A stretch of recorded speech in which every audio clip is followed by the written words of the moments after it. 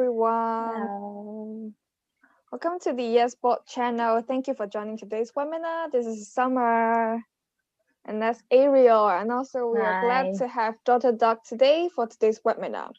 The webinar is hosted by Yesports, a global esports and talent management platform.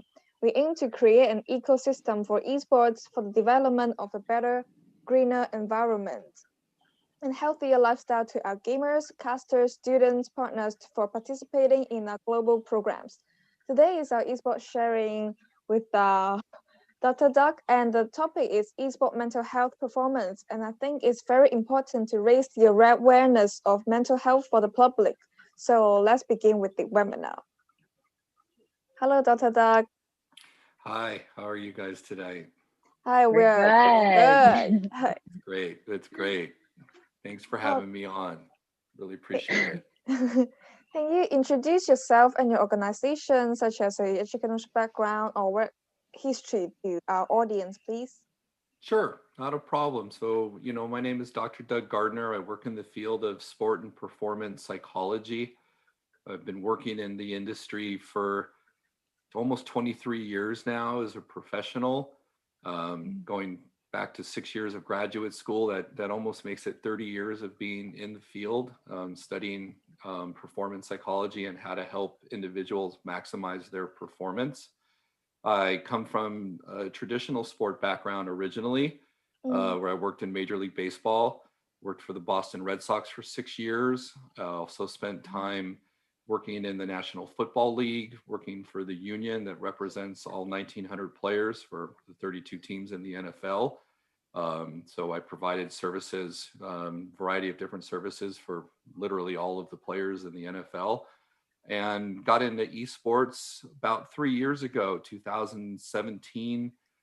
Started looking at the industry, started becoming very intrigued by it, and was able to make a real strong connection in the industry who helped me kind of guide myself through it.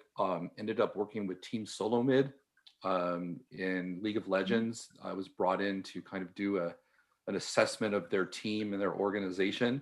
Very successful, obviously, in North America, but was having issues winning internationally and wanted to see what they could do better as an organization to improve in international play. Then in 2018, I was hired by Immortals as the industry's first director of player performance. I was hired to create a player development department, which was one of the first in esports, at least in North America. Spent a year and a half there working with Overwatch, Dota, Clash Royale, CSGO, and Rainbow Six, and Arena of Valor. So I worked with a variety of different teams there. Over the last 2 years, I've worked primarily as a consultant in esports with organizations like 100 Thieves and Team Dignitas. So been very fortunate to work in the industry, travel internationally, and work with a lot of players from different countries, different cultures, and different backgrounds.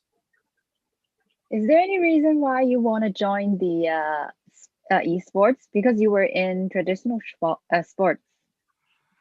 Yeah, I mean, personally, I love a challenge. I love going to where no one else has gone before. Not just to be the first person to do it, but it is so intriguing to me. You think about esports performers, and most of them are young, and they come straight out of their bedroom or a basement or somewhere, and now they're thrusted into this world of professional sports. And I just intrinsically knew that these players were going to need help, and the coaches were going to need help. I mean, just in the first year of 2017 of starting to work in esports was right around coinciding with the time where coaches actually showed up. So a lot of teams didn't even have coaches prior to 2016, 2017. Maybe CSGO is a little different, but in some environments, there weren't even coaches. So to me, it was just like, listen, I want to get into this environment. I want to learn as much as I possibly can. I wanted to challenge myself as well to see if I could be relevant in a new industry, be able to learn and be able to resonate with another younger generation of performers, and something I knew nothing about, even though of course I joke, I I am the first generation of video games. So no, like I always say, every generation had their video games. It's just a matter of when you played and what you played. So so to me, there was definitely that intrigue of wanting to go in here and see if I could actually impact the ecosystem. Mm. So, from your personal experience, are there any differences between traditional sports and esports and when it comes to mental performance coaching? It's a great question. And I've given a tremendous amount of thought, and that was one of the reasons why I got into this. I wanted to see if there was a difference or not. And there are two answers. Yes, there are differences, and no, there are not differences. And that's performance is performance. And having to step up on the stage and to put yourself out in front of other people to try to accomplish a very difficult task or a difficult goal is synonymous with any performance environment. So in that respect, there is no difference. You're there to compete, you're there to see if you can win, and you have to manage yourself through the highs and the lows. What fascinated me about esports was just kind of what I just said, is that here are players coming without any traditional pipeline to come Mm. from, not like they start at 7 or 8 years old and commit themselves to a sport and then, you know, create expertise over a 10-year period of time to be able to be at the top of their profession. They literally, there is no path, there is no traditional path. And so these players come without formal training, without having coaching, without really being a part of teams. They just happen to grind and get to the top levels on a ladder, and somebody notices their performance, and then boom, they get thrown into and thrusted into this environment where they leave their room or their basement or wherever they are playing their games by themselves, to now have to not only interact with the real world, but then having to like handle the pressures of being a professional without having any training whatsoever in learning how to be a professional. So in traditional sports, you get acclimated to that through the process. You play as a kid, you play in high school, you play in college, and if you're so lucky to play at the professional level, you've at least have had some experience. There's still a lot to learn and a lot of pressure involved, but you're exposed to it. In esports, there is none of that. And so to me, that's why I got into this. I was like, if you can help these young people learn things that they would have learned if they had a traditional kind of pipeline that they would go through, you would be able to um, expedite their maturity and help them grow. And by doing that, then you would help them perform better. So that's why I got involved in it. So the biggest difference between the traditional sports and esports is that esports have lack of resources and proper training. Is that correct? Yes, I mean, and that's no different than the beginning of any kind of ecosystem. I mean, if you look historically at any sport, most sports were not formalized, and as they were, they grew. So since esports is relatively new, depending on the game title, of course, CS:GO and Dota have been around for a long time, and other game titles have been as well. But a lot of these are just brand new. So you look at like Valorant, you look at all these different new games. Now you're bringing in 15, 16, 17 year olds, and so there is no way of training them or exposing them to kind of an appropriate way of handling their work and their preparation and their business. And so that to me is the biggest difference between esports and traditional sports. And that difference in and of itself affects performance. It affects longevity in their careers. It just has such a major impact that if you can help change that and educate people, then you're giving them a better chance to have a better, longer, more fruitful career. I see. Do you consider esports gaming as a high stress and demanding career? And what kind of stress of mental difficulties does the esports gamer usually face? Well, I think we all intuitively know that answer. It is extremely stressful for a variety of different reasons. The games themselves are, I mean, listen, esports is filled with a lot of tremendously bright people. It's one of the attractions of why I also got into this space. You can't just play Dota and not be smart.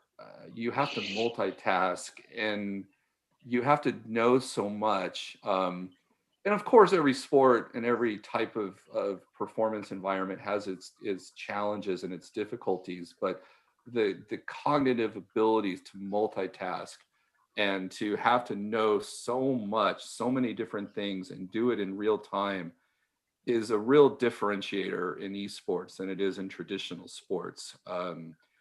And so for me, right then and there, that is something that creates stress right off the bat. You have so much information that you have to process, you have to take in, and then you have to analyze. And so that's much different than in traditional sports. There is information in the same type of thing, but I think the complexity of it in esports is much greater. Plus, there isn't there. One would argue there isn't the physical demand, but what I really do believe is that there is tremendous physical demand on the esports performer, both mentally, physically, and obviously emotionally.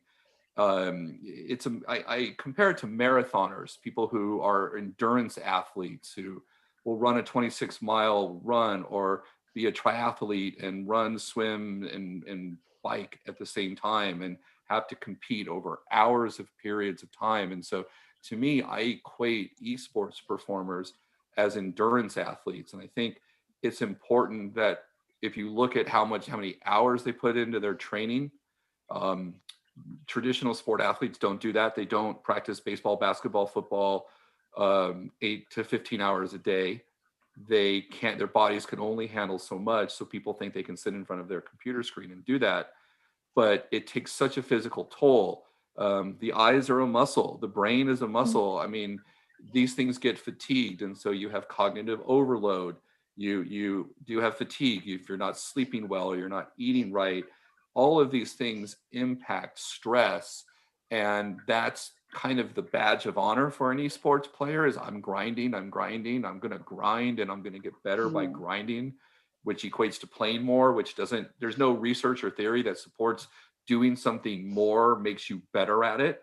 And so that's a misnomer that is throughout the industry. And so all of these things create stress, let alone the fact that now you're a professional and you're expected to compete and you have a fan base following you. So I think there's just multiple layers of stress that the players aren't really prepared for when they're walking into the ecosystem. And that's a huge concern.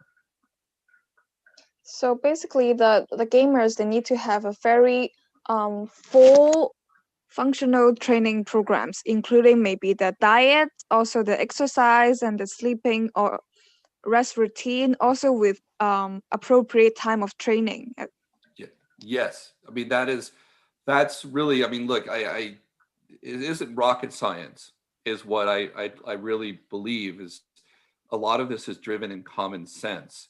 And that's one of the reasons why I got into this. You can't just take a traditional sport model and apply it in esports. That's the biggest mistake that people who come into esports make, who come from traditional sports. They just say, okay, I'm going to have you do everything that traditional sport athletes do. Um, and that's not the right thing to do. There are some structural consistencies that are critical. Mainly for me, it's about creating routine, creating structure, but I can't impose it because you're working with a group of people who've never had to have structure, who've never had anybody impose that structure on them, and then have a ramification to the fact that if they don't follow it, that's so critical in all of this. And so my work has been multifaceted in the sense that I need you to physically work out, and I need to have you learn to enjoy the concept of training, because the physical training is going to help you create endurance for when you are practicing 5 to 6 to 7 hours a day, or having to compete in a day where you may have to like come climb through a loser's bracket and at playing 6 hours, or a best of 5 in League of Legends that could take 4 or 5 hours. You need to be able to have that mental endurance. And so to do that, you have to have physical endurance. And then you have to have sleep. I mean, there's so much out there right now in the performance world about the benefits of just pure sleep. And so when a gamer is playing till 2, 3, 4 in the morning, and then they sleep and they wake up at 1 or 2 in the afternoon, and then they go through their day and they're just kind of mindlessly doing their work, are they really treating themselves as professionals? Are they treating their work as a professional would do? And that's really the challenge. And that's kind of been my overall goal is, if you're going to call yourself a professional, then you have to treat yourself professionally. And that's a learned skill. People have to learn to do that. And it's the art form of that work of getting buy-in from the individual performers, especially people from different cultures where physical training and exercise may not be something that's part of their culture as much. I mean, like if you grow up where I'm from in Los Angeles, like a lot of people go to the gym and a lot of people work out. That's part of the culture, is doing that. And so trying to take people who may not have, they may pretty much shied away from sports when they were younger. Many esports performers did not play traditional sports. Some do, they get it, but a lot don't. So it's about teaching people how to start taking care of themselves. And by that process, you're creating a structure for them to learn how to optimize everything that they're doing, from to their physical training, their nutrition, how to train and practice better, and then how to make sure you rest and recover so that you can do it again the next day. Mm. Yeah, I think that makes sense. That's a really good insight. And comparing to the culture, maybe in Asian countries, people usually they work longer hour. They rarely have any chances to get on exercise after graduation from the schools. Right. And I think that is a challenge. But then what I found, and there are, so yes, I mean, there are clearly cultural differences.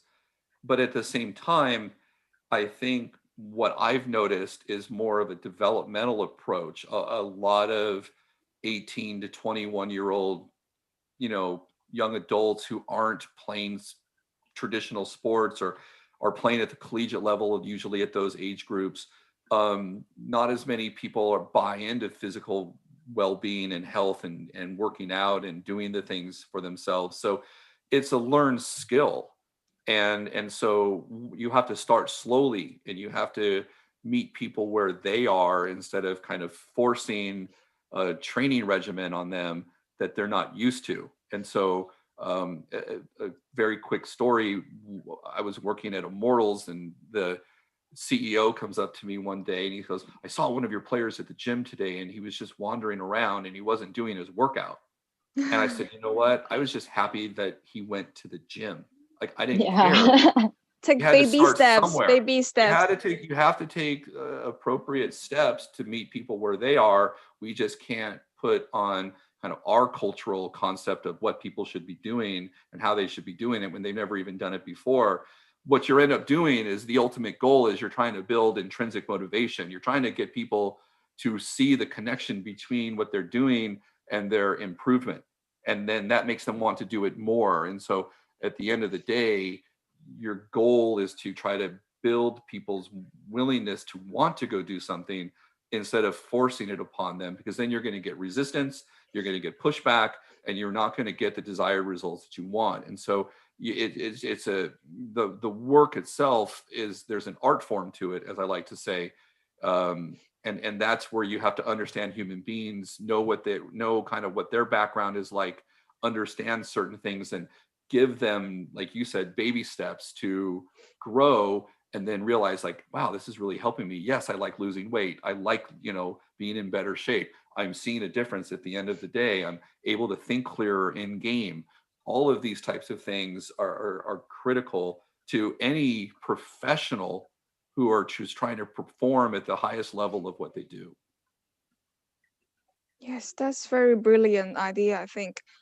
It's like when you're pushing people to do something that they don't want to, it makes them feel resilient or feel negative feelings. But when you actually make them enjoy doing what they do, and they see the results and they enjoy doing it, and encourage them to like take even further steps.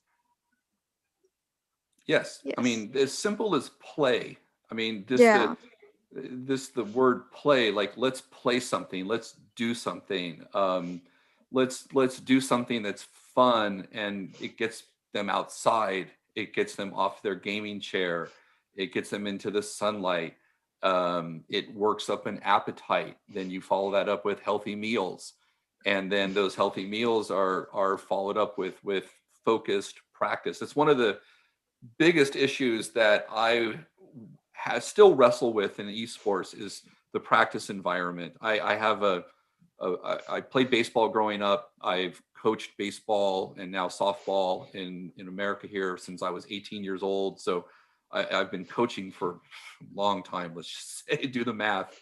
And so I look at the work that I do in applied sports psychology, not only from the athlete's perspective or from the sport, psychology performer consultant perspective, but from a coaching perspective. And I've never liked the practice environment in esports. I just don't see the purpose. Like in League of Legends in North America, you scrim 5 days a week.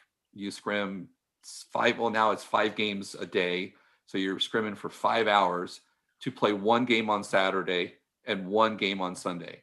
So you practice 30 times a week for that one game, that one 30-minute game on a Saturday, on a Sunday, maybe on a Friday, depending on the schedule.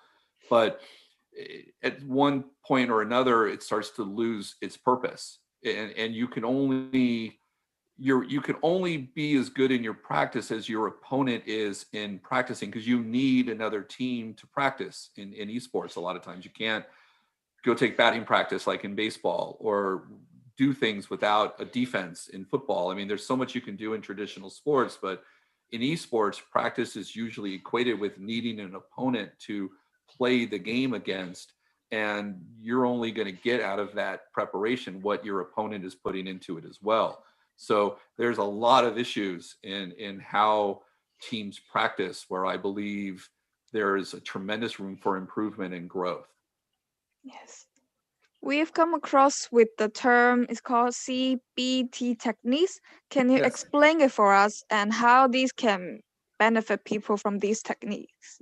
Yes, cognitive behavioral techniques. It is kind of a foundation in the industry of applied sports psychology.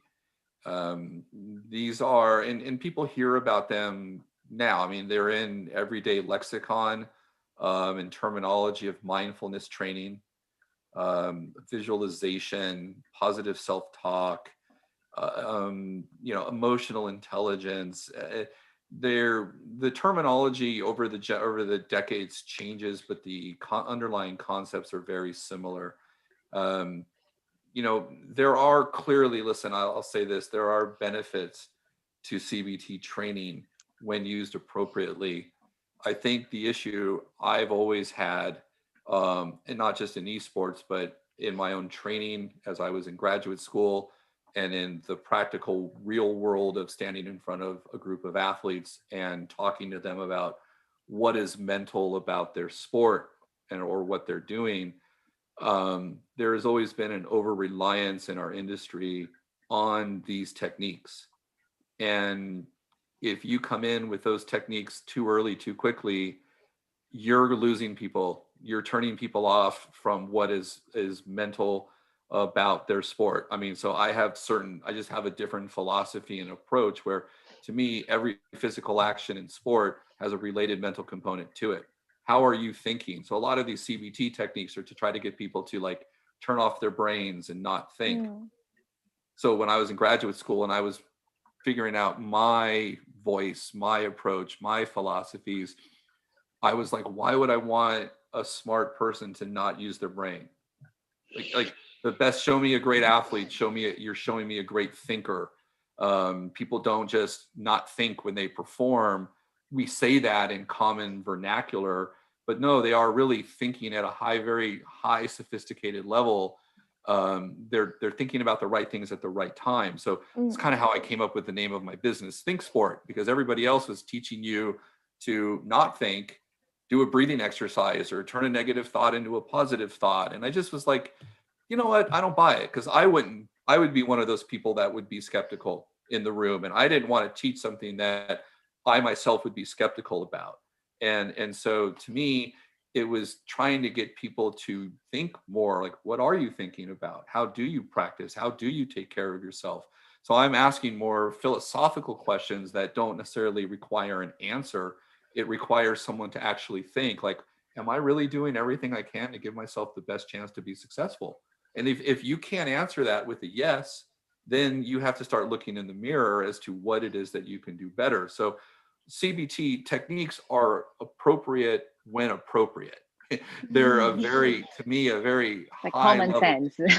Yeah, I mean, they're a very high level skill that if you just only come in with that and that's all you have, you're going to lose 75% of your audience, if not more, right away. And then you're already behind the eight ball in our line of work. So there is a benefit to them, but it's a matter of how you use them appropriately and when you use them. First, it's about building relationships and trust, and building a connection. And so the challenge with esport performers is that what I've found very interesting is I come from traditional sports where I can have a conversation with someone face to face. Generationally, that's clearly changed. People have their phone in front of their face. They're communicating on text or Discord or however everybody, all the youngsters, communicate. No one really talks to each other anymore. And so I myself had to learn how to adapt my work with the esports performer to communicate with them effectively, because a lot of these people I worked with did not feel comfortable talking to me face to face, especially at the beginning, because we had to build trust. So without that, you can't do anything. And it doesn't matter what role you're in performance, you have to build the relationship. I see. Do you have some specific example on how you help the gamers in dealing with their pressure and achieve better performance? Performance. Yeah, I mean, this is, once again, I think it's this concept of like, let's deal with our reality. Our reality is we're here to win. We want to win. Everybody who competes wants to win. Yeah. And so if you're spending time not addressing the most important thing, the elephant in the room, in a sense, then you're not really helping people deal with the most important thing that is pressing in their mind is, I need to win. I have to win. All the pressures that come along with winning. And so the terminology, the words matter so much that you use. So I'll share just a very brief story. I worked with an Olympic swimmer, and she, in the Olympics, swam what they call her PR, her personal record. She swam the fastest she ever swam in her life in the Olympics, and she finished in third place. Oh, Oh. it's So the still question very good result though. Well, see, there's a Yeah. philosophical question there. Okay, we know she lost. Okay, two people swam faster than her. But then, did she lose? No, She she did the broke best her she own could. record. Yeah. She did the best she ever had in the most important race of her life. And then, and she got a bronze medal. Let's be honest. It's an amazing feat. But some people would be like, you didn't win. Or some people would feel like, I did not win. But in our work together, it was like, look, at the end of the day, you could do everything right and not win. And is that really your fault? Is there anything that you could have done better? And that's the ultimate goal. Like, I train people to be able to walk off the stage regardless of the result, and they have to be able to be honest and objective with themselves. Did I give myself the chance to win? Because you don't always win. You oftentimes win as much as you lose, and sometimes you lose more than you win. It's like I worked with another Olympic athlete, a fencer. One day I asked her a question when she was really frustrated. I was like, have you beat every fencer that you fence against? Because this is small. When you get to that level, you face these people and over again. And she said, yes, I've beat everybody that I've ever fenced. And I go, and if they beat you? She says, yes. I said, so what's the difference? At the end of the day, we have to learn that we have to go out there and compete. And I call it like my little saying is, you need to learn to compete regardless. A true competitor knows that losing is an option and losing is a possibility. So let's not run away from it. Let's not be afraid of it, because what ends up happening is that psychologically, when people think they're going to lose, they withhold effort. They stop trying. Oh. They hold themselves back because they need to create a defense mechanism mentally to handle the fact and give themselves another reason why they lost, other than I did my best. And that is just like, it's a plague that runs through all competitive environments. And at the end of the day, that's what I say. Like, sometimes you lose because you did something wrong. You screwed up. You made a mistake. You were in a bad mindset. Sometimes you win and you're lucky. Sometimes you do the best you can and you still lose. And sometimes you do the best you can and you win. And you have to be able to walk away from each competitive situation that you're in, and to be able to be honest and objective with yourself about that. So I deal with that right away. Like, I'm not afraid to go there and say, we need to learn how to compete. And no matter what happens, we're competing till the end. And if we lose, we lose. But at least we know we did everything we could and gave ourselves the best chance to be successful, not just focusing on the outcome of success in and of itself, if that makes sense. That makes a lot of sense. Yeah. So that's the hardest part. But when you get people to compete and understand that losing is a part of that process, and it's okay. I mean, look, it is okay to lose. Some of the best esport performers in solo queue will only be winning 54% of their games. So that means they lose 46% of the time. So they've already experienced losing. And so if you've experienced losing, then it's kind of up to you as an individual to like make the choice to treat it the right way. And that's, once again, I think it's a learned skill. It's a part of maturity. And that's a part of coaching and creating a culture around people to say that, look, we're going to walk out of here going, we did the best we could, and maybe we just didn't win today. Maybe that other person was just simply better, or that team was better than us. But I would personally rather lose that way than lose when people are like in their own head, I can't win, I'm going to give up, I'll troll, I'll do whatever it is, I'll throw a game mentally. And you hear all these terms, in esports of, oh, he threw. And it's like, because they give up, because they don't think they can win. And that is really important, is that you're just not going to win all the time, and deal with it. Let's learn how to deal with it. So just don't be a sour loser. When you lose, you try to accept the facts and try to face it, and try to analyze what are they doing better than me so that they win, instead of just, oh, I just lost.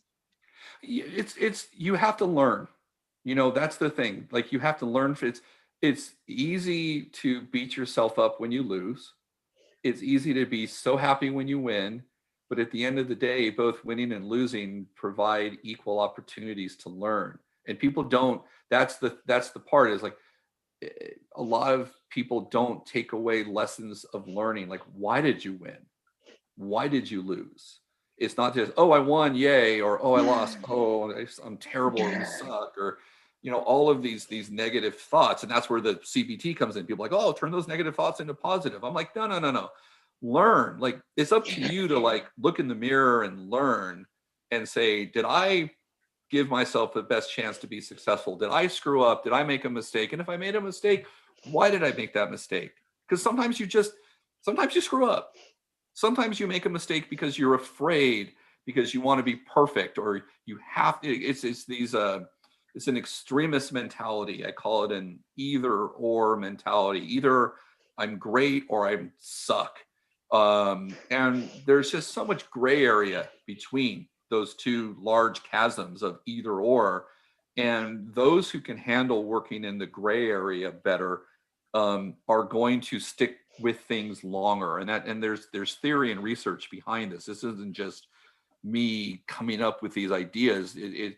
My work is grounded in what we would call a theory to practice approach. So there's theory to support how to build intrinsic motivation, how to understand the what we would call attribution theory of what do we attribute success and failure to, and how do we learn to be honest and objective instead of allowing our emotions to get in the way, because it's just so easy to say, oh, I suck, I'm terrible, and just allow your emotions to take over, and instead of being able to take a step back. And it doesn't happen right away. You have to let people get upset, you have to let people get frustrated, but if that carries on too long, then that gets in the way of learning, and that's where you call people out, like, okay, you've been mad, it's time to move on. We need, and that doesn't take 5 minutes. It can, it's a variety of, like time spans that it occurs in, but the ultimate goal is to like get people to where they're no longer emotional, so that they can like think through and analytically understand kind of like, was it me? What did I do? And what can I do better? So what can I learn and what can I take away from every experience? Because that's what I'm trying to do is the more people can learn, the more they can shrink their own learning curve, and then they can have more emotional stability. So, do you think the attention or awareness of mental health nowadays are enough towards the esport environment?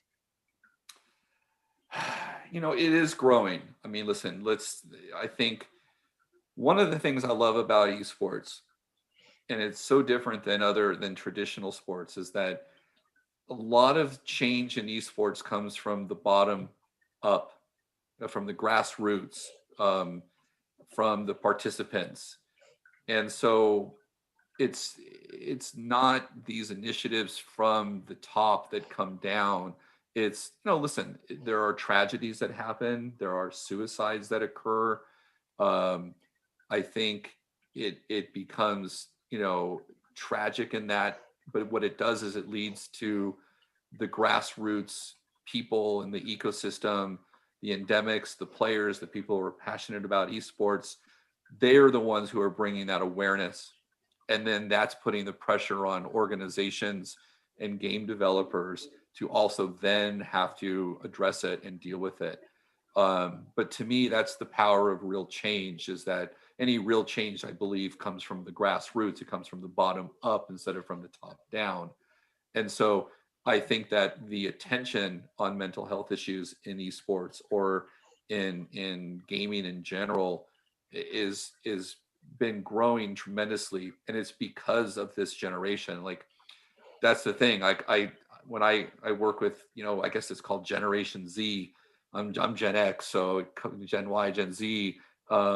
These young people today are so smart, and even though there's anxiety and struggles and things that people go through, I really believe that they're pushing change. You are pushing change, and that is what gives me hope in this domain, and making mental health a priority. It is such a priority in esports as well, because you're adding the competition aspect to it. My biggest concern in the entire industry is that it's not being addressed as much as it really needs to be, because when you start talking about extreme levels of mental health problems, okay, so I'm not a clinical psychologist, I'm not licensed. When someone gets to a point where they need clinical intervention because they have so much stress or anxiety that maybe they attempt suicide, or they turn to alcohol, or they do some kind of destructive behaviors, okay, where it rises to the level of a clinical diagnosis, you're now treating the symptoms of the initial problem. You're not dealing with the problem at the beginning, so that you can develop healthy and well-balanced individuals. It doesn't happen overnight. We know that. It's not like, oh, okay, we're going to start now and then you're going to be perfect. We're all going to struggle. We're all going to have adversity.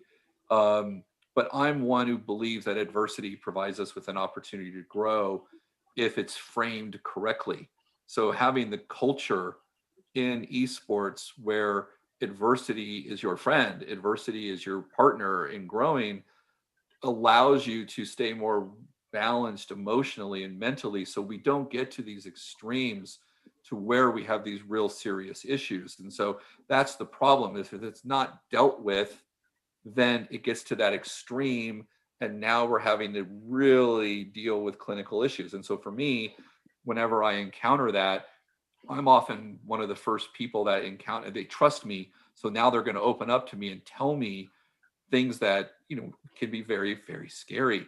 And I'm not trained for, I'm not a licensed psychologist. I know how to do what I call trauma care, but I need to have those resources and those referrals ready to be able to say, listen, then I need you to come and work and meet with one of my, I say one of my friends or one of my colleagues, who's better trained. Because once you're dealing with severe mental health issues, you're not an esports performer anymore. You're not a baseball player anymore. You're a human being. And I think even in my own industry, people forget that, oh, I'm a licensed psychologist who works in sports. Okay, great. But when that person has a clinical issue, they're not a baseball player anymore. They're not a League of Legends player anymore. You're working with a person, not the player. And that, I think, gets there's a lot of confusion that occurs in that realm of a dual role conflict, a variety of different things that happen. And so if you have to get proactive and be educational at the beginning, you have to onboard players correctly. There's ways that you have to start, like that's why I believe in developmental systems in esports, having minor league teams in a sense, like they do in some traditional sports, so that you're allowing people to kind of grow and mature and make mistakes and learn without having to have the pressure of being 17 and on an esports team and playing in League of Legends and having everybody flame you because you suck. I mean, it's just unfair. And so that's where we see a lot of this damage done to people. And that's why a lot of players' careers are cut so short, because they just were put in a no-win situation right from the beginning. I see. So that's why emotional stability is so important, especially for those esports gamer. In your observation, is it common to have mental health difficulties for esports player? And what are the triggering factors? Yes, I mean, the goal, I think, in any high performance environment is some level of emotional stability. Um, the way I kind of articulated it to people is, are you thinking out of your feelings or are you thinking out of your thoughts? And people get confused a lot. Yeah, see, you turn your head and you're like, I don't think about that. So that's why I say it that way, because about your thinking or your thoughts. right, are you thinking out of feeling or are you thinking out of thoughts? Like, and so a lot of times our thoughts are driven by our emotions, and we're human beings, so of course that's going to happen. um I've always been one that's never had an issue with people getting emotional or getting frustrated or getting upset. Like, it's part of it. It's just, it's, like I joke, one time I was a hockey goalie, and I was in a game and a guy ran into me and he separated my shoulder. And I was older and I was mad because I was like, oh, I gotta go have my fourth shoulder surgery. So I took my goalie stick and I slammed it across the crossbar and I threw it over the boards and I skated over, grabbed another stick, and I played for 15 more minutes because I knew I wasn't going to be able to play for another 9 months. And everybody's looking at me like, you're the sports psychology guy. What are you doing? And I'm like, look, I'm mad. Like, there's nothing wrong with anger if it's channeled correctly and if it's used appropriately. But that's a learned skill. So I was able to do that, get my frustrations out because I was mad. And, and then I went and played as long as my shoulder allowed me to play. And then I went, 2 days later, I had surgery. And so, but see, I was older and I had gone through things. And so what ends up happening, the unfortunate yet fascinating aspect is that an athlete, their ability goes up and up and up and up and up. And then at some point they hit an apex physically, ability wise, and then it starts to drop down, usually as they get a little older. That's where the experience kicks in. So all of a sudden you're on this downward U, experience kicks in, you know how to emotionally regulate yourself more, but you don't have the physical ability that you used to have back in the day. So one of my goals is to try to, as you're rising, to get you there. Now, it's not easy. I'm not saying, oh, just do this and do that and boom, you're emotionally stable. It's a process, but that's what I say is I work with the understanding that I always believe the people I work with the exception of a handful of people, are very smart. And I believe that. I go, look, you're a smart individual, Now it's about you making a choice, and you're choosing to act out of emotion. You're choosing to rage and to act like a jerk and to be upset. And that's impacting everything about you and your day-to-day work, your preparation, how you think about yourself, your own self-concept. That's a choice. Now we have to learn, wait a minute, am I really, because it is not choosing to do something is still a choice. And so you throw it back onto the individual, and then you work with them through that process. It's not like you just say that to them and therefore they figure it out. It's a process, and being there for those critical moments and reinforcing those things is where the learning really occurs. So a lot of my work is coaching. And I've been told that. Like, I've been told by colleagues when I entered esports, look, you're going to be the coach. I can't teach, I can't coach League of Legends, I can't coach Dota. I don't know anything about these games, to be bluntly honest. I mean, I'm too old, way past my cognitive abilities to really learn these games. I don't even try, but I don't need to, because what I'm coaching is the person. And so oftentimes I have to coach the coaches to help them, because they're the coach of the team, but they've had no formal training in being a coach. And that's the issue in esports. And it's not anybody's fault. A lot of coaches never played at the highest level, which doesn't mean you have to play at the highest level to be a coach, but they've never even learned how to coach. They never had a coach themselves. So now you're having an engineer from who works at Boeing aircraft come and be a coach who's never coached before. I'm thinking of an individual that I really like very dearly, but he was like, look, I'm an engineer and now I'm a coach and I've never coached before. And I'm coaching one of the biggest esports teams in the States. And so you have to work with the coaches. So that's where this whole process is working with everybody to create an environment where we can understand how to give ourselves the best chance to stay emotionally stable, and learn and grow and improve and learn to compete, so that when we get to the end and it's time to like really win, we're ready to go. And that's kind of what my ultimate goal is with any team I work with, no matter what environment I'm in. I think we can all agree to that. The mental health is very important. Like having stable emotions are really important, and really leads to better performance. So, in what ways you think we can help people recognizing the importance of the mental health? Well, I think it starts with the individuals, the young people who are striving to be pros. They have to, when they're in their wherever they are playing and grinding and trying to get up a ladder and improve and show that they're a good player, they have the ability to start the process of learning how to what we would call self-regulate. And oftentimes they don't.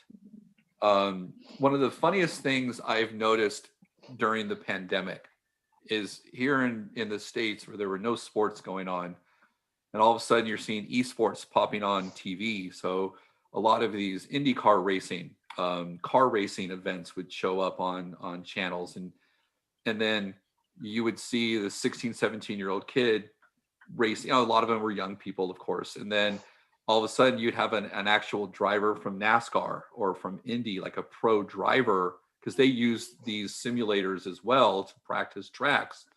So now they're competing against people who are not trained professionals at racing in the real world, and they get beat. And then all of a sudden they rage and they get banned. I mean, there's a guy, I forget the guy's name, but there was one guy in particular got really upset and they banned him from the next week's race. Like they penalized him. And he was a pro racer who just came unglued and lost it. And so it just goes to show you that just because you're a professional doesn't mean that you know how to regulate yourself. But I think that's where people can make the greatest gains, is that if you really are committing yourself to wanting to be great at something, you have to develop self-awareness. It is the most critical skill set that I don't care what age you're at, you're capable of doing it. Developmentally, they'll say that around 12, 13 is when people can start developing more self-awareness. And so I think it's incumbent upon the individual to take that responsibility for themselves, to not rage in game, not lose it, not stay up till 3 in the morning, go, let me just play one more game because I want to finish with a win. I want to do this. I want to do that. At some point you have to say, you know what? I am just out of my mind and I need to like shut it down for the night and go to sleep. Not enough people do this kind of stuff. And then there's no one there to coach them, no one there to talk to them. Their parents don't understand. They don't have coaches. They don't have an adult figure in the room to help give them some kind of perspective.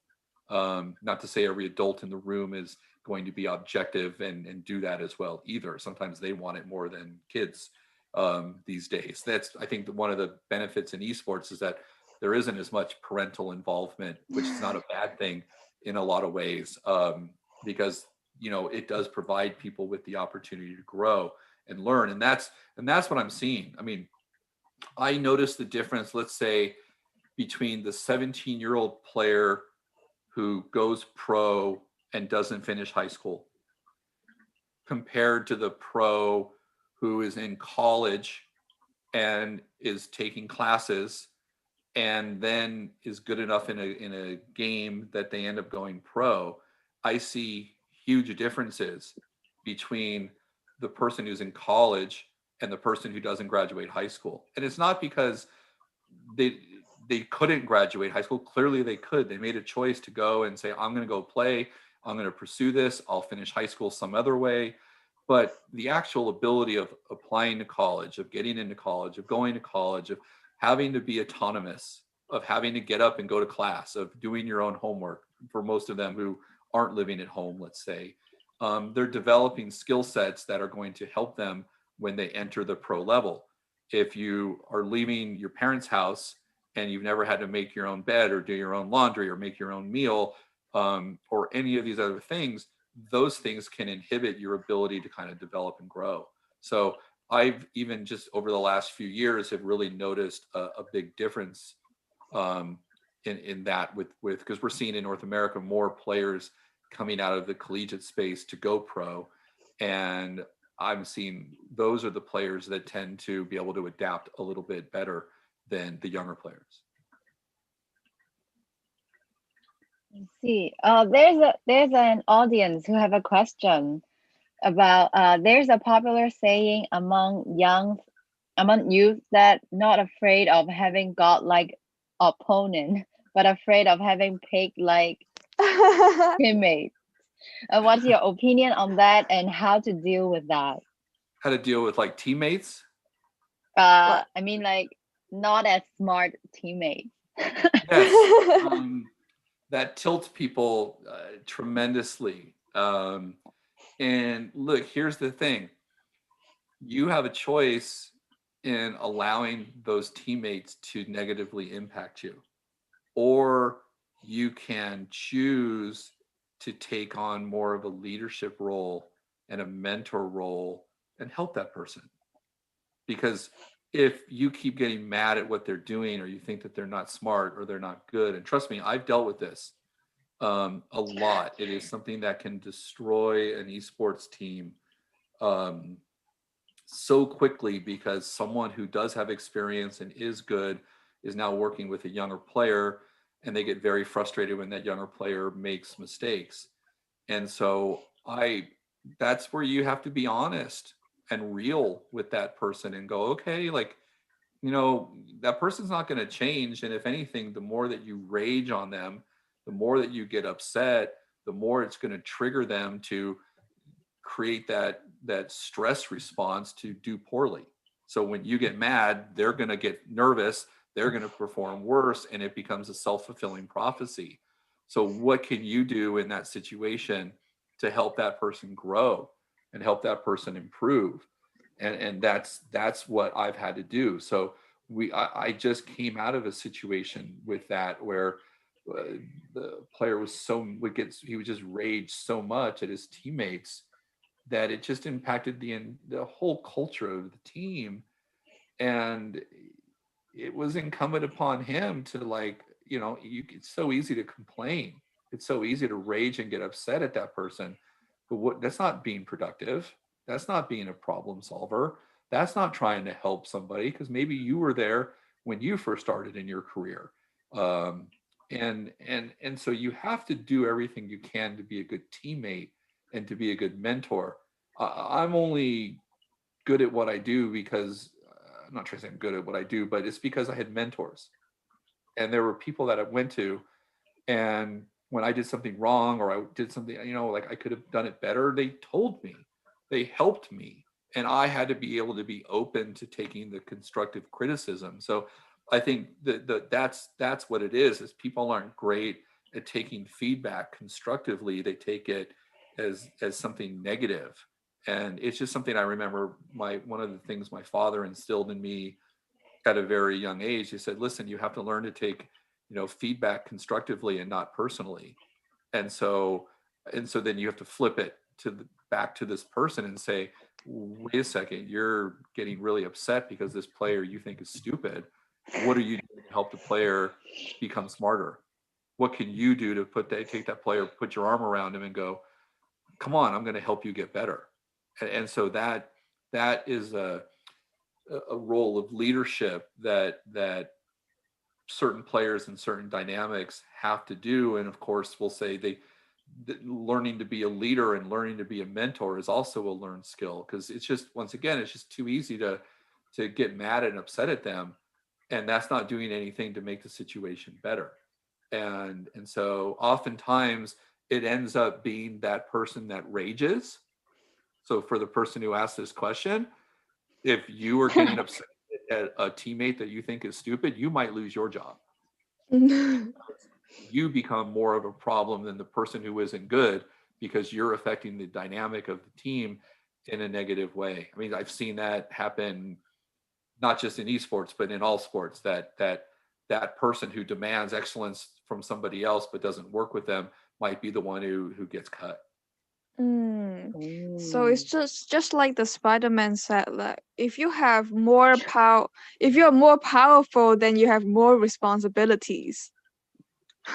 Exactly. And you do. And that is another element where you have to build that within a team. I mean, the other interesting thing in esports is that you have coaches, but when you're in the middle of competition, the coaches aren't involved. Mm. In baseball, football, basketball, I mean, you can watch a basketball game and the coaches up and down the court, screaming and yelling, stomping their feet, throwing clipboards, screaming out instructions, but in esports, they can't. So the IGL or in-game leader is so critical. And I've worked in my own head on theories and ideas of how do you create a different coaching model in esports, because you have to have one of your players or two of your players, or everybody has to be a leader in their own way. In a certain sense, doesn't mean that you have to be in charge to be a leader. A leader isn't just the person who's in charge. It's how you model behavior. But in esports, you have that IGL for a reason. So there's many times I've had to take the best player on the team or the most veteran player or the most respected player and go, hey, I'm sorry, I know you're not going to want to hear this from me right now, but you're the leader. Like it or not, you're the leader of this team, and you have no choice but to have to lead. And I'm here to help you. I'm here to help you learn to be a better leader, because a lot of people don't want that added pressure. They just want to play their game and focus on what they do. But if they don't lead and if they don't provide that leadership in game, then everybody falls apart. And that's the reason why I think a lot of esports teams don't have success. It's not because they don't have abilities, individual abilities. It's the fact that synergy takes time. And in esports, that's one of these issues where player movement is so great, and you move players around and you throw 5 players together and you expect them to be able to perform and perform at a really high level in a very short period of time. And it's just very unrealistic. It just is. And that is something that you can go back into to traditional sports and see that any successful team isn't just thrown together and wins a championship. There are very few cases of that in traditional sports where that has occurred. They've had to overcome adversity as a group or as a team, and esports doesn't afford that a lot. You see that in CS:GO and Dota, players get kicked after every major, and then all of a sudden they bring in someone else and they think, "Hey, we're going to win." The only one that was able to pull that off was OG. by winning, the TI 2 years in a row, with different players. I mean, so it's tough because you need continuity, you need leadership, and you need group dynamics. All of these things play such a critical role in, once again, giving yourself the best chance to have success, not just having success. So that is a long-winded answer to the question. Thank you very much. Thank you. So, do you agree that esports can actually help combating with mental health issues, like maybe just not only for the esport gamers but for the public as well? Yes, yes, yes, yes, yes, yes. I think it's incumbent upon and so important for the role models in esports, the people that everybody looks up to, and you're seeing that. You're that's where I'm hopeful. You're seeing streamers, you're seeing influencers, you're seeing pro gamers talk about their challenges with mental health. So now they're on this pedestal to so many of their fans, but now they're bringing a human element to it to say, no, I'm a human just like you, and I struggle. And when I get, hate, on Reddit or wherever else, all the different social media platforms, it really impacts me, and I struggle with it. And so it does require, that's where the top down approach is so critical, that when you know that the people you idolize or you root for or you're a fan of are human too, and they struggle. So that's important for players to talk about it. It's even more important for organizations. I mean, C9 here in the States has done a wonderful partnership with Kaiser Permanente, which is a large medical institution, to partner with them to talk about mental health and to make it an issue.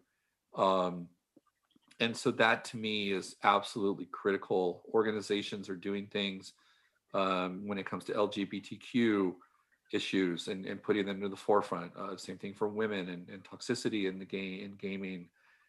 So organizations, game developers, all play a huge role in bringing these things to light, and I don't know if normalizing them is the right word, but I honestly believe we all go through our own struggles. We all have our issues, and oftentimes we think we're alone, like we're the only ones going through it. So when you hear that somebody else at a level that you like hold someone up to is struggling too, that creates some legitimacy to like, hey, I feel that way too, and B, it leads to the ability of helping people be more proactive in seeking help. And what I'm getting at is, it it's sad when it gets to that elevated perspective. So if we can help people be more proactive in their lives and learn to practice these skills in an everyday lifespan, how do they take care of themselves? How do they eat? How do they sleep? Are they finding balance in their life? Are they doing things that are satisfying to them? All these different things play a huge role, especially now in the pandemic where everybody's been locked in to their homes and on lockdown. Um, it's a tremendous adversity that none of us, except for a handful of 108-year-olds, have experienced a pandemic. And so we're all going through something together. And that's where I think there is a duty of those who are in the limelight to share that, even though it's a huge risk, for people like top pros to like talk about it, because they're also afraid for their jobs. And that's why a lot of players don't talk about it, because they're not the best player in the world. And they're afraid that if they bring up an issue or a subject, or they talk to somebody about it, they might lose their job. So that's no different in traditional sports as well. There's a stigma attached to it, but you see this in the NBA, you see this in the NFL. You see the stigma being broken, and people are talking about mental health issues much more. And I think once again, it's sanctioned by the organizations and the leagues, but it's driven by the grassroots, and the grassroots can involve the top players in whatever sport or game there is. They're the ones who are driving that social change. So I'm very hopeful for the direction that we're moving in. And I'm also hoping that that will lead to more concepts of being not just preventative, but proactive. There's a huge difference between the two. That's where this type of work really comes into play, of performance psychology, is helping people get out in front of these issues so that when we face adversity and we face struggle, we develop our own toolboxes to learn how to manage it and deal with it, instead of allowing it to get to a zenith to where people feel they have no choice but to do something related to like self-harm. Yes, I agree. It's like preparing before it starts raining. Yes, very much so. And people don't. I mean, and a lot of people don't. And then it's not necessarily their fault. You can't put blame onto people, but it's you, because a lot of times they don't have the encouragement or the social network around them. Or even if they do, they tune it out because they just get so caught up in themselves. And that also is a part of development. I think that also is, um, I mean, that's the concern. I mean, I have two young kids. I mean, I have a 17-year-old and a 15-year-old, and the world is different for them than it was for me. Even though there's some similarities, there's many more differences. And so everything about social media, that's the thing, right? With social media, all we do is see the best of everybody. You know, everybody's always Yeah. putting the best on social media, on Instagram or wherever. Um, because, and then you see that, and then you're like, wow, I can't live up to that. So people are constantly comparing themselves to others instead of learning to compare themselves to themselves. Give yourself a little bit of a break, you Yeah. know. Even the 6'2" perfect person isn't perfect, and but people think that or whatever. I mean, you know, I mean, it's so many different examples of that. Or here's the best life that they're living, but are they really? Are they happy? Is it real? um, you know, and so we're constantly, and that's my biggest concern, is that now there's such this comparison of myself to others, and I can never live up to what these other people are, and they're just so perfect, and I'm so it just perpetuates this cycle, of I'm not good enough, I'm not good enough, and then it creates anxiety and it creates stress and it creates depression. um, and I'm just kind of like, wait, you know, like, can't you just say, hey, where am I now? Where was I before? What can I do to make myself get a little bit better on a day-to-day basis?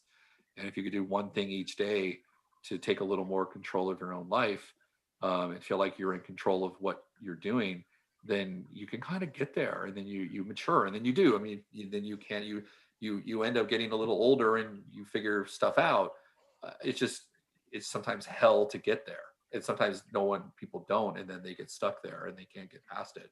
So I think that's where mental health initiatives at younger ages, are just so critical, and not clinicalizing it, not making it a diagnosable, not always having to diagnose somebody with a problem, but looking at it more like it's a life skill development. Like, that's what I say. Is like, most of the things that I encounter with people I work with are what I call, they fall under the umbrella of life development. You're going through life, you're growing up, you're going through struggles, you're going to have good days, you're going to have bad days, you're going to have bad things that happen to you.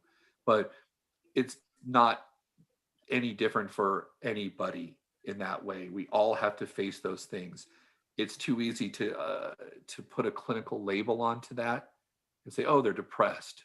There's been plenty of days in my life, especially when I was young, where sure, I felt depressed, but was I clinically depressed? No, I just had a bad day, or I was having a bad week, or I was having a bad month. And I think that, while you don't want that to happen to people, and I don't want to discredit it by saying normalize it, I just think that we all go through these things, and we have to be able to say, look, I have choices in how I respond to it, and I can allow myself to be upset or down or depressed, but I also have the choice to pick myself up and do something about to make my life better. So it's about individual empowerment, and I'm a real big believer in that. Yes, very correct. Especially right now under the pandemic, everyone is at home, the lockdown, everyone is isolated.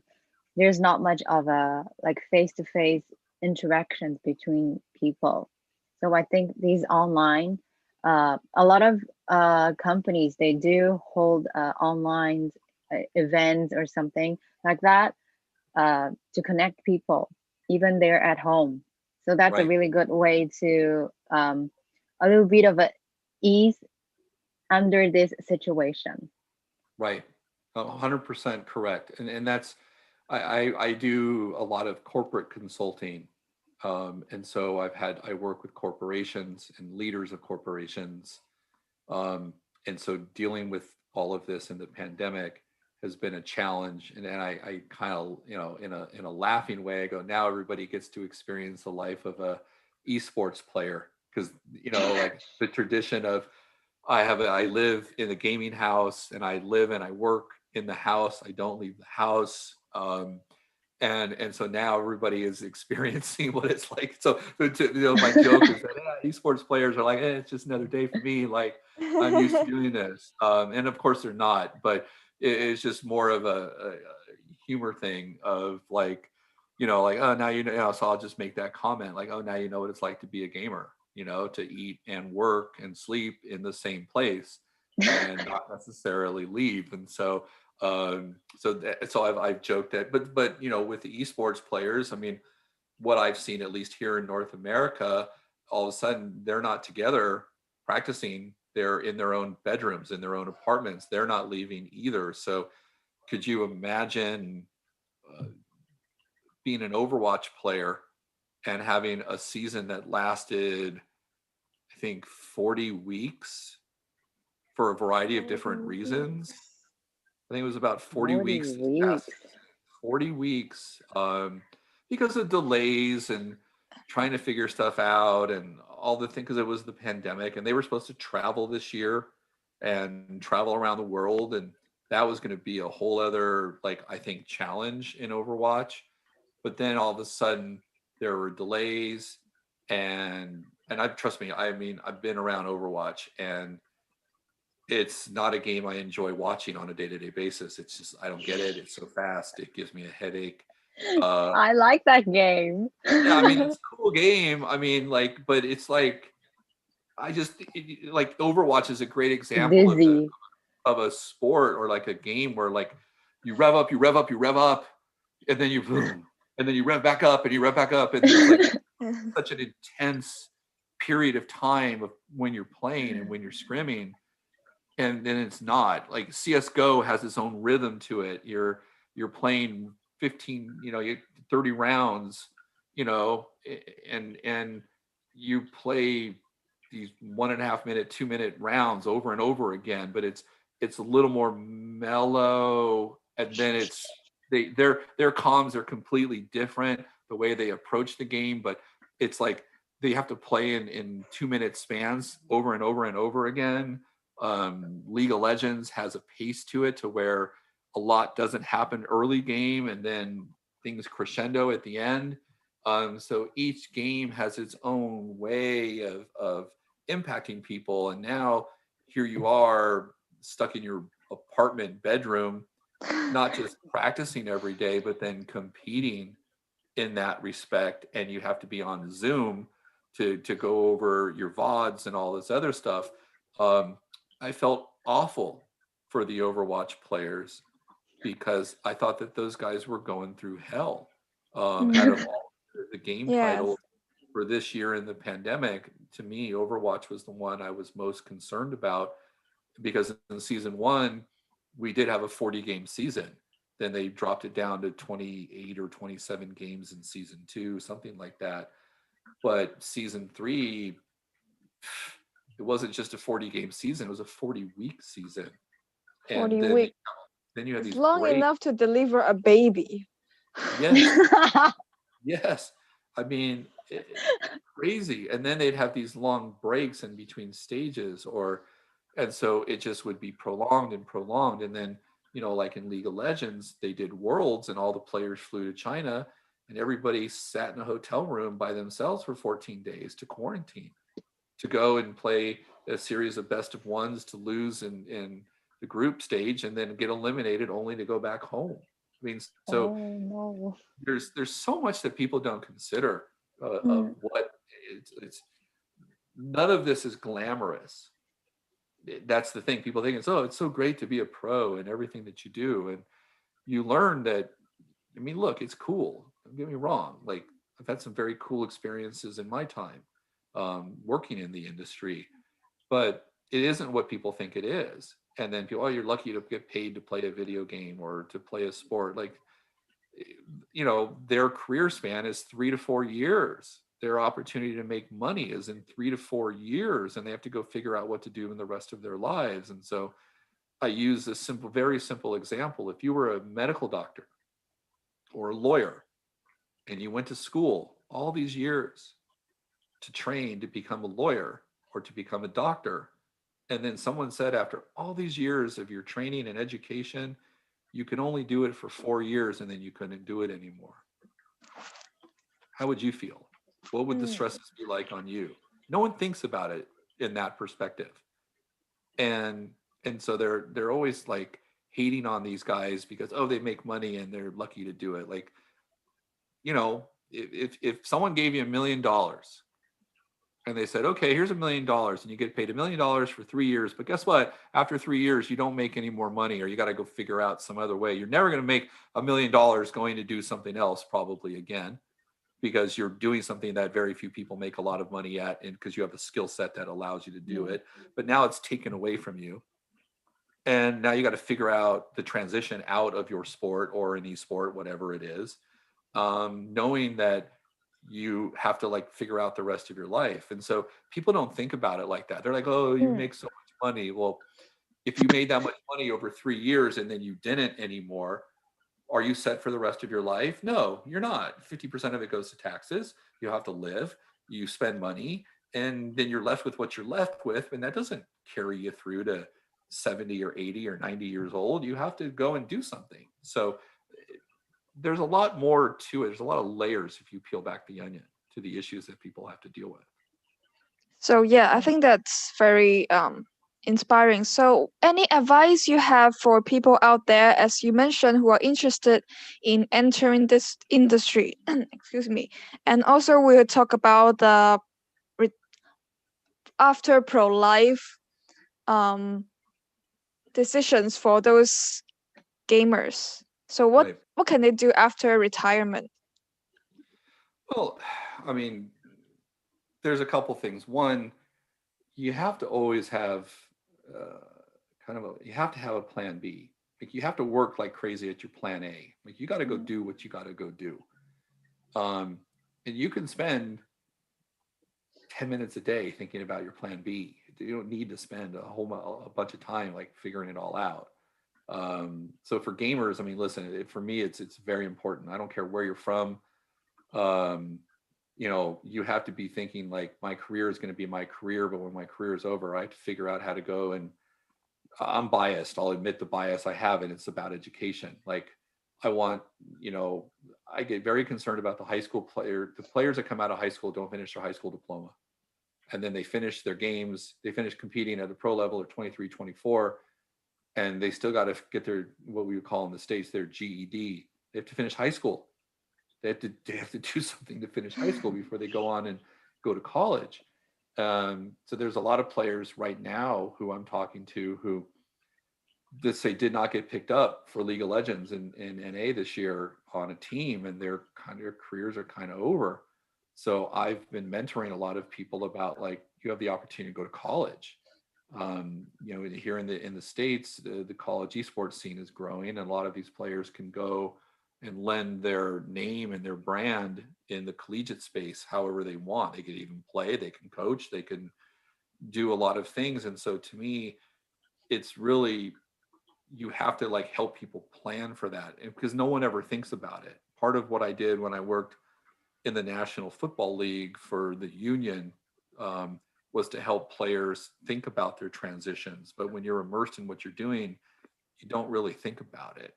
And so that's what ends up happening. A lot of them leave their game and then they don't know what to do. And that's where the danger part is.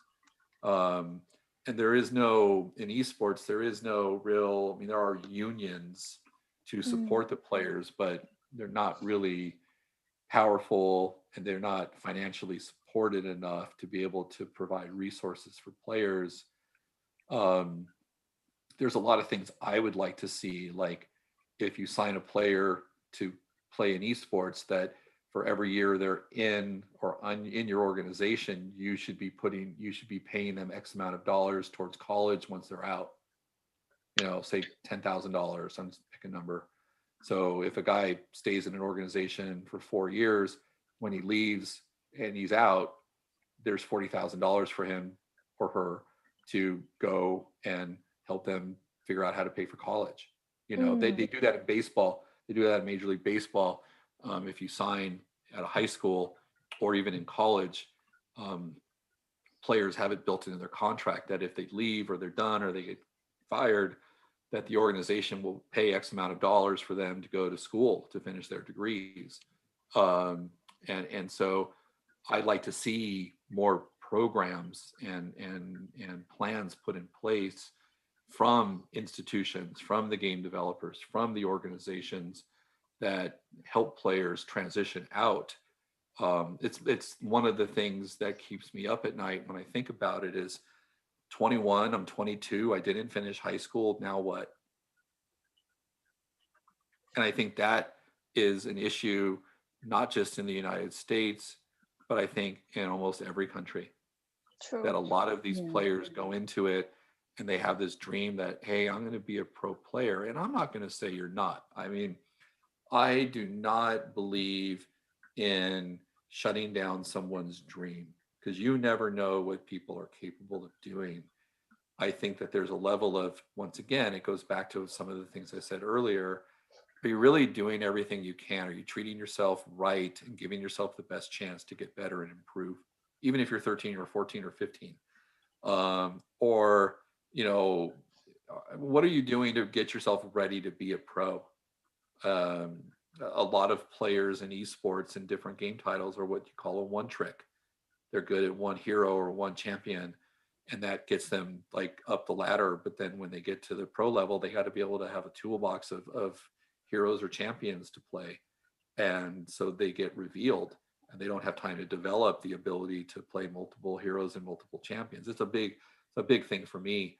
When you look at the best players, it's like a soccer player who's right-footed and doesn't have a good left foot. Do they work on their left foot? And and if they don't, then at some point they're not going to be able to get by at the highest level of soccer. Same thing in basketball or any sport. I mean, you can always say that you're great at one thing, and psychologically, we know that people tend to work on the things they're good at, and they tend to avoid the things they're not good at. And so that would be one of the pieces of advice I would give younger people. I say it so eloquently when I say it, but work on things you suck at. Like work on things you're not good at. Okay. Don't be afraid to work at something and not be good at it, because the expectation is I should work on it and I should be great at it right away. That's just such a wrong approach to take. I'm going to work on something, I'm not good at it, but as I see myself improve at it, just like going to the gym. So we were talking about earlier about getting the esports pro to like learn how to take care of themselves. You can do that individually as yourself. I learned a lot of those skills on my own, and then I went to graduate school to study this and started laughing. And I'm far from perfect, trust me. But I would like laugh and go, oh, I did that. I didn't know it at the time, but I was doing this thing that I'm learning about. And everybody's asking me, why are you doing it? And I was like, well, I'm just working on something I'm not good at because I want to see if I can get better at it. And I intuitively knew that it was fun to work on something I wasn't very good at and see improvement. So I learned Mm. that at a younger age. And I always say, look, if I can learn it, anybody can learn it. I consider myself a very common average person, not self-deprecating. I'm just being honest. Like I think a lot of us we are what we are. And I say, and I joke like, well, if I could do it, anybody can do it, because I'm not anything special. I'm just a normal human being, but I found challenge in doing something to see if I can improve and get better at it. Then it made me want to do it more. And that built up that intrinsic motivation. And at the time, I didn't know it was called intrinsic motivation. Then I go and I study class and I'm like, oh, That's intrinsic motivation. That's skill development, building intrinsic motivation. Like I was doing that, and I wish I would have done it earlier in life. I probably would have been better at the sports I played. I kind of learned a little after the fact, and that's what people tend to do. They tend to learn the day after they're retired, the day after they're done, um, how they should have been doing things when they were doing it. And so that's what we're trying to do. That's really inspiring and motivational. Yeah, because it's just like we all have to learn how to have the self-discipline, also learn the value of what's it called? Delayed gratification. Is that Yes. right? Yes, very much so. And everybody wants instant gratification because that's what you see on social media now. Everybody's got the nice car, got to this, got to that, and you know, we can't just instantly get better at anything. I always say the number one rule in learning theory is that learning takes time. Be And patient. if we're not providing an environment for people to learn, but we want them to win, then we who are in charge of creating those environments and those cultures have to look at it and go, what are we really doing? Are we being fair? And a lot of that's part of why, whether it's esports or it's youth sports, it's a personal mission of mine. Sports psychology has been a means to an end to me. It's provides me with an opportunity to challenge the way things are being done when they're not being done in the best interest of the performer or the player or the young person. Really, that's what we're boiling down to. Most players and performers are young. They're not my age. And so if we're not creating those environments for people to learn, to not be judgmental, to grow, to mature, um, winning can happen.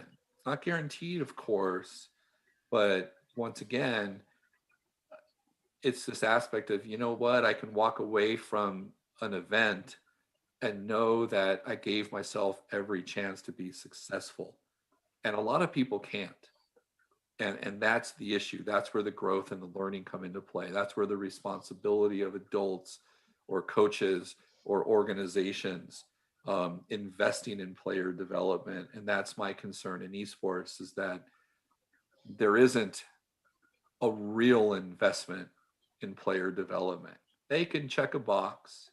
We have a performance coach. That's the nebulous term for somebody who does sports psychology and esports, is we have a performance coach. Okay, great. Do you have a nutritionist? Do you have somebody working on sleep? Do you have somebody to treat their bodies, a physical therapist? Do you have athletic trainers? Do you have people to help them learn to warm up and get ready and prepare? Do you have support mechanisms for your coaches? I once had an argument with a CEO of an organization. I said, your coaching staff needs more resources. And he said, well, I come from hockey, and in the NHL, they have 3 coaches and they don't need any extra help. And like my jaw dropped, because even though he worked in hockey, I played hockey.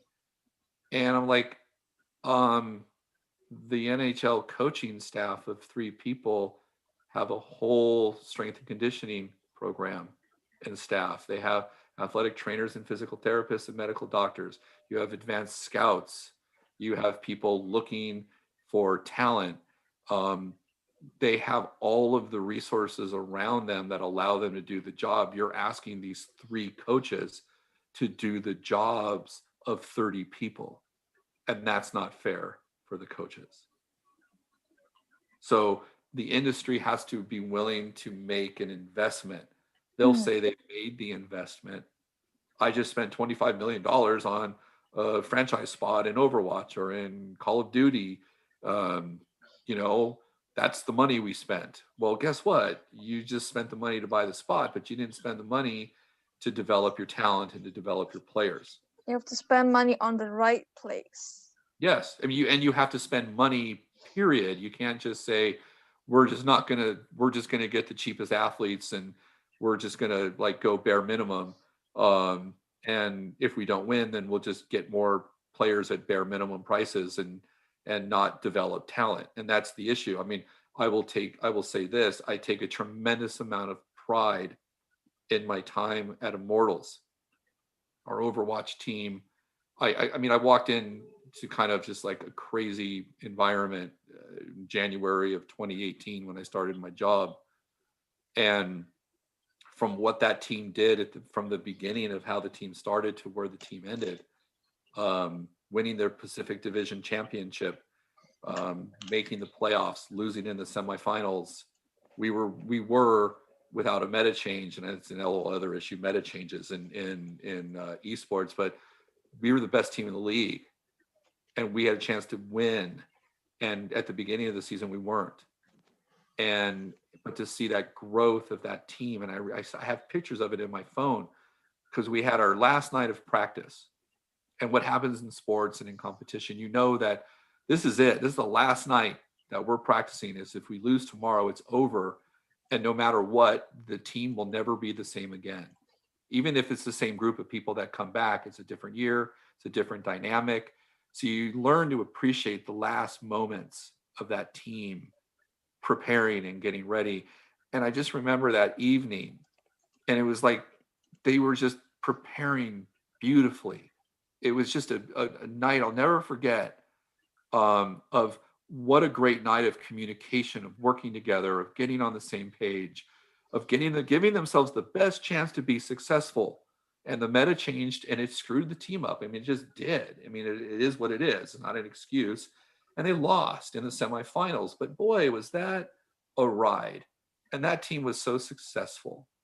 And then, things happened that got in the way of that team being able to grow and stay together and take the next step in their development, as any team would need to do to be able to try to win a championship. Um, Clash Royale is such a cute game, a card game, that you play, and that team, we had a team that was made up of 16 and 17-year-olds, and the coach was 20, and they were such a joy to work with, and they were sponges, and they wanted to work, they wanted to get better, and they won Immortals' first North American championship ever. And so people say, oh, it's just Clash Royale, but it's a 4-month league. But the work that these young men did, and the way they went about treating themselves because they were in an environment to be successful, gave them the best chance to win. They got to go to Worlds in Japan and have a wonderful experience. They didn't win Worlds, but they got to go. And that's life-changing for every single one of them that was a part of that. Immortals bought a team, SK Gaming, MIBR became the CSGO team. And I was in Hong Kong with them when they won the Zotac Cup.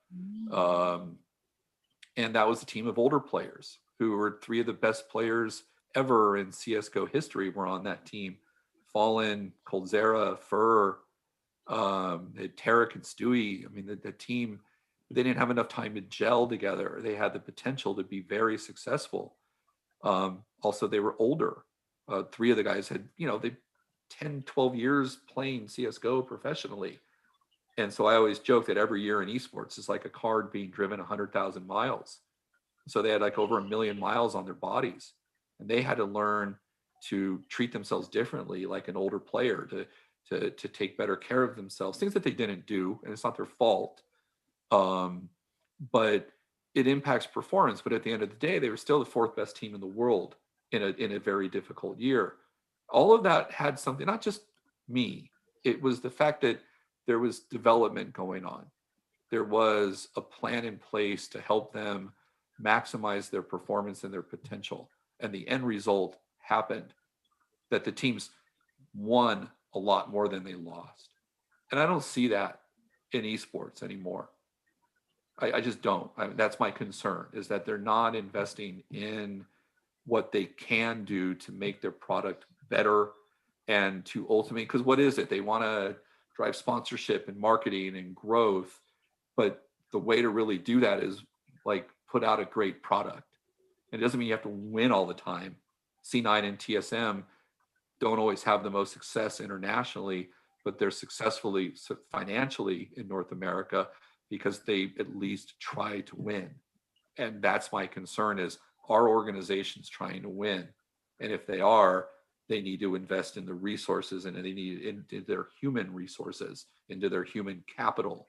And that's what I'm kind of fighting for right now here in NA is for organizations to recommit to that. That's very. Ooh, I think you've made a lot of important point, and I agree to that.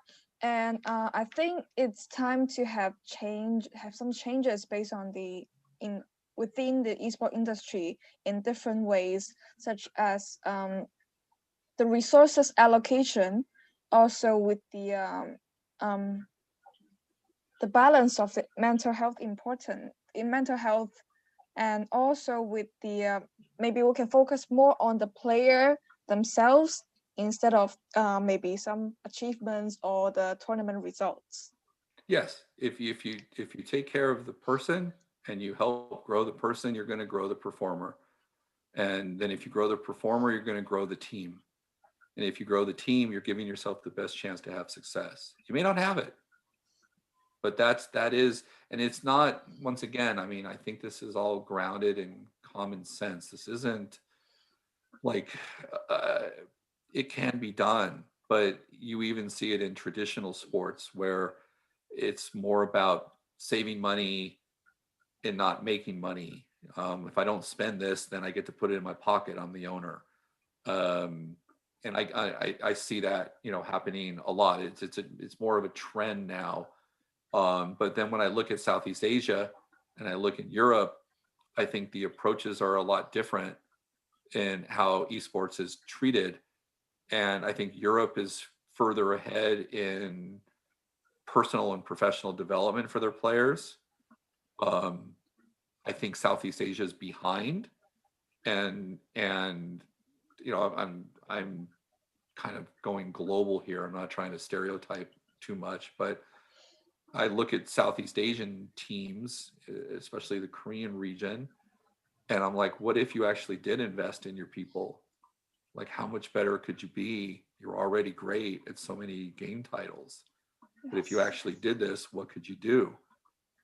I And think so I understand. we can Yeah. save these topics for the next webinar together, Sure. because I think we just discovered a lot of interesting topic that Ariel and I would also like to investigate on it, and we can have another webinar together based on the questions. Yeah, I think that'd be great. Would love to do that. Thank you very much. Thank you again, Dr. Duff, for sharing with us everything about esports mental performances. We hope everyone enjoyed the webinar, and we hope you know a little bit more about this topic. And remember, stay safe and stay tuned. Thank Yes, you, I think everyone. every one of you have learned a lot. Thank you very much, and hope to see you guys soon. Thank you very much, Dr. Doug. No, thank you very much for having me. Really appreciate the time. You guys take Thank care. you. Thank Okay. Thank you. you.